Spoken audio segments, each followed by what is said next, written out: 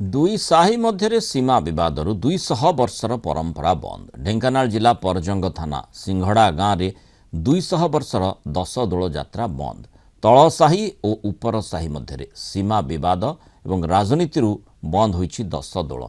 दुई साही मध्य उत्तेजना प्रकाश पाइबा परे पुलिस बीएनएस 163 धारा जारी करिछि। गाँव में व्यापक पुलिस मुतयन रही।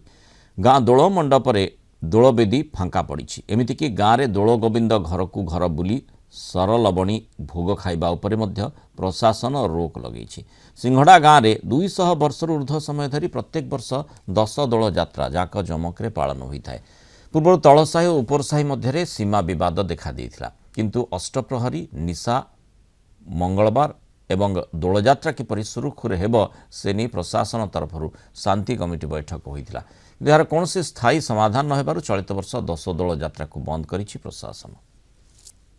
शासन अनुमति द्वारा यात्रा करा जाए। आगुरी आम मसे सब कलेक्टर रू आणु सब माने परमिशन आणीजु। परमिशन आणला पर भी आमको प्रशासन पूरा बाधा दौजी। आमर पूरा सीमा हो जाए, ताको भाग ताकर आम भाग आमर। सीमा पूरा बंद हबारे से जबरदस्ती विधा मरे पणस करा हम कौन यात्रा प्रशासन पूरा प्रेसर दौदी। 200 वर्ष है यात्रा कर आसुचु।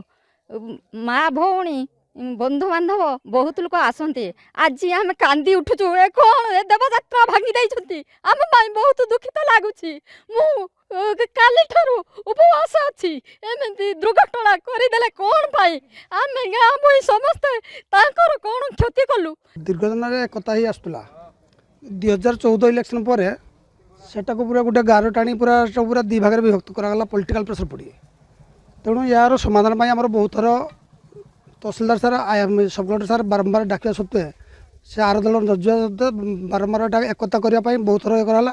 सी पूरा एटा पूरा विभाजन करने ये कराला। तेणु एटा सरकार पूरा ये विशृंखला ये 163 धारा दार हो। सिंगड़े जो दोल यात्रा हुए 23-24 तारिख में ताकू नहीं कि दुई दल तरफ पक्ष दुई गोष्ठी तरफ प्रशासन को परमिशन मगा जाइतिला।